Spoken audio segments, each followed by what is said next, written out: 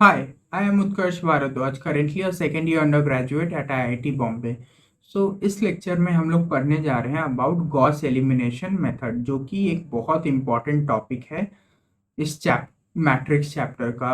Like आप कुछ भी ऑपरेशन परफॉर्म करोगे, आप किसी मैट्रिक्स में आपको गिवन है चार पांच अननोन वैल्यूज का, कोई भी वेरिएबल गिवन है चार पांच अननोन और पांच इक्वेशन रिलेटेड है उससे। तो आप अगर उसको लीनियर इक्वेशन सब्स्टिट्यूट करके बनाओगे, नहीं तो किसी डिफरेंट और मेथड से, तो बहुत टाइम लग सकता है। बट गॉस मैट्रिक्स यूज करके जीएम अगर आप यूज करोगे तो वो बहुत इजीली सॉल्व हो जाएगा। तो हम इस लेक्चर में वही पढ़ने जा रहे हैं। तो इस कोर्स के पॉइंट ऑफ व्यू से ये वाला टॉपिक बहुत इंपॉर्टेंट है और इससे रिलेटेड मतलब बहुत क्वेश्चंस आते हैं एग्जाम्स में भी, डायरेक्टली या फिर इनडायरेक्टली। आपसे ये नहीं बोलेगा कि आप जी एम यू अप्लाई करो, आपको खुद वहां पे क्वेश्चन देख के अप्लाई करना होगा, तो आपका सिंपल वे में वो सॉल्व हो जाएगा कोई भी कॉम्प्लेक्स इक्वेशन। तो देखते हैं लाइक सो सबसे पहले तो ये देखते हैं कि ये मेथड है क्या, Gauss elimination method. So this method is also known as the row reduction algorithm. तो एक टाइप का हमारा एल्गोरिथम के जैसा ये मेथड वर्क करता है, जिसमें कि हम लोग रो को सब्ट्रैक्ट करते हैं दूसरे रो से। तो उसका भी अलग अलग रूल्स है for solving linear equation systems की भी। कोई भी हमारा लीनियर इक्वेशन का सिस्टम गिवन है, तो उसको मैट्रिक्स के फॉर्म में लिख के और रो को एक दूसरे से रिड्यूस करते हैं एक गिवन सेट ऑफ रूल्स के साथ। So it consists of a sequence of operations performed on corresponding matrix of coefficients. तो लाइक जो सेम coefficients का होता है, जो coefficients सेम होते हैं, लाइक कोई भी वेरिएबल y है तो उसका एक इक्वेशन में coefficient 5 है, किसी दूसरे इक्वेशन में उसका coefficient 2 है, तो उसके साथ ही हम लोग एक दूसरे के साथ ऑपरेशन करते हैं similar with similar coefficients. So it has a lot of uses to estimate the given things. तो बहुत सारा यूज है। तो अगर आप इन्वर्स निकाल रहे हो किसी भी मैट्रिक्स का, तो आप ये वाला मेथड यूज करते हो वहां पे। और लाइक डिटर्मिनेंट भी आपको निकालना है स्क्वायर मैट्रिक्स का, तो आप इस मेथड से इजीली निकल जाता है। और rank of a given matrix वो भी निकालते हो, तो आप इसी मेथड को यूज करके इजीली निकाल सकते हो। अब देखते हैं मैट्रिक्स ट्रांसफॉर्मेशन क्या होता है, जो कि गॉस एलिमिनेशन मेथड के अंदर आता है।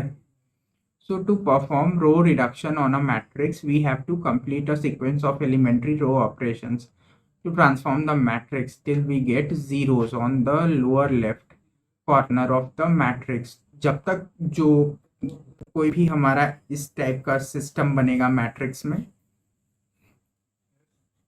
ये कुछ इक्वेशन हुआ, ये जो लाइन मैंने ड्रॉ किया ये इक्वालिटी का साइन, यहाँ पे आर एच एस उसका कुछ वैल्यू, और यहाँ पे वेरिएबल्स रहेगा इस साइड। तो जो भी लोअर पार्ट है उसमें अगर हमारा लाइक जीरो जीरो ऐसे आ रहा, तो ये वाला हम ट्रांसफॉर्मेशन तब तक करते जाएंगे जब तक कुछ इस फॉर्म में हमारे पास नहीं आ जाए।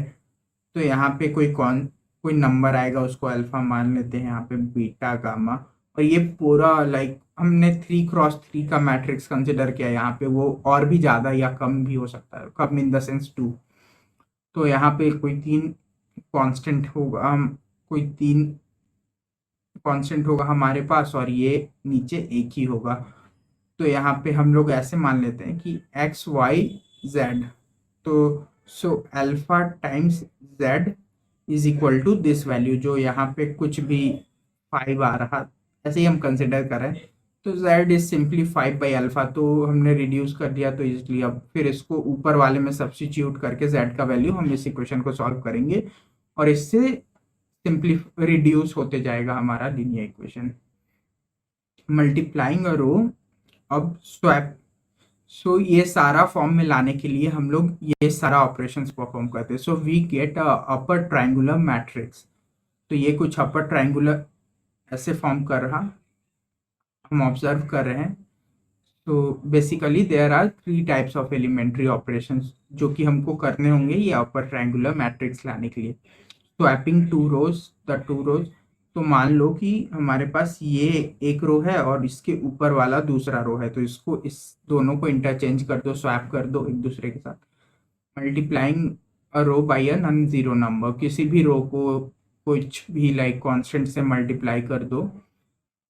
Adding a multiple of one row to another row, तो अल्फा टाइम्स ये रो प्लस दूसरा रो, कुछ भी आप ले सकते हो जिससे आप देखो कि हाँ ये रिड्यूस हो रहा है, इस रो का कोई ना कोई टर्म जीरो आ रहा, तो आप इसको रिड्यूस करने के पर्पज से कर सकते हो ये सब कुछ। तो अब हम लोग उस पे बेस्ड एक क्वेश्चन देखते हैं। लाइक हमारा एक क्वेश्चन गिवन है, solve the given system of equations. तो हमारा 3x3 मैट्रिक्स बनेगा लाइक 1 1 एंड 1, ये 2 के इक्वल है, 1 2 एंड 3।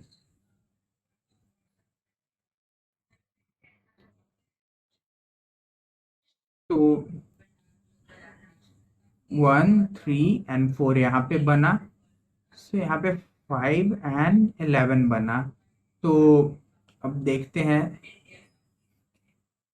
इस दोनों, आप फर्स्टली हम लोग क्या करेंगे कि ये जो फर्स्ट रो है ये हमारा R3 हुआ, this is R2, this one is R1। तो हम लोग ये कर सकते हैं, यहाँ पे हम लोगों को क्लियरली दिख रहा कि अगर हम ये जो फर्स्ट रो है हमारा, इससे हम इस रो को सब्ट्रैक्ट कर देते हैं लाइक, तो we will set R3 is equal to R1 minus R3। तो हमारे पास नया मैट्रिक्स क्या आया, 1 1 1, ये सेम रहेगा, इसमें कुछ चेंजेस नहीं है। तो 1 - 1 कितना हो गया, सॉरी इसको R3 minus R1, this is R3 minus R1। तो ये 0 आ गया हमारे पास, ये 2 आ गया एंड ये अगेन 3 आ गया। तो ये ऐसे आ गया, इसको 2 ही रहने देंगे, इसको 5, और ये 11 - 2 बिकम्स 9।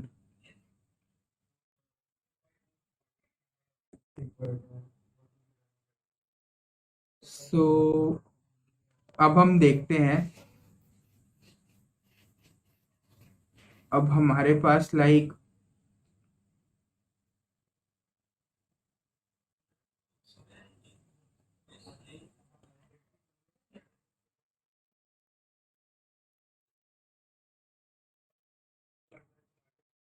तो अब यहाँ पे हमारे पास 1 बचा है, 2 एंड 3। अगर हम इसको इससे माइनस कर देते हैं तो यहाँ पे 1 स्टिल बच जाएगा, जिससे कि हमारे पास एक अपर ट्रायंगुलर मैट्रिक्स नहीं आ पाएगा। सो अब हम इसको रिड्यूस करते हैं like,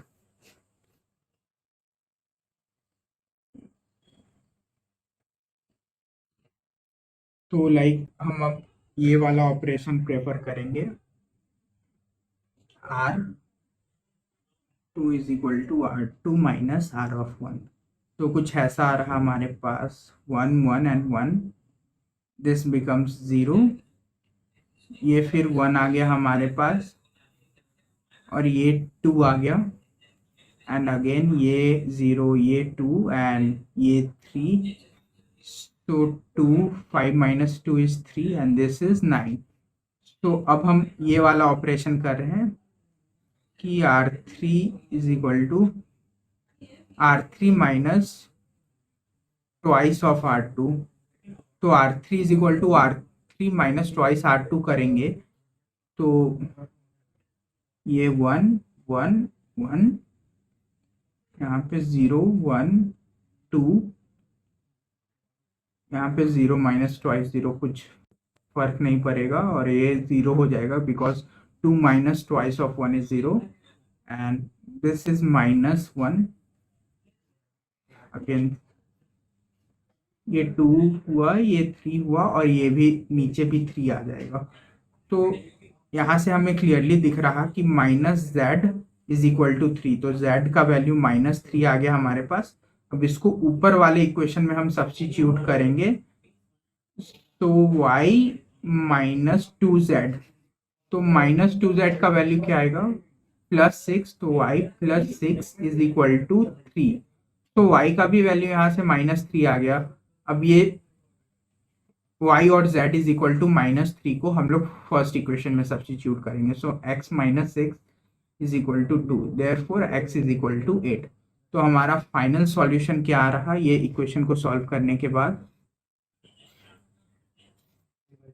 x = 8, y = -3 and z is also equal to -3। तो हम लोगों ने बहुत सिंपली सॉल्व कर लिया ये कॉम्प्लिकेटेड सा जो 3 वेरिएबल का इक्वेशन था by using this row reduction method. आगे नेक्स्ट लेक्चर में हम लोग सिमिलर प्रॉब्लम और कॉन्सेप्ट्स और भी पढ़ेंगे। Thank you.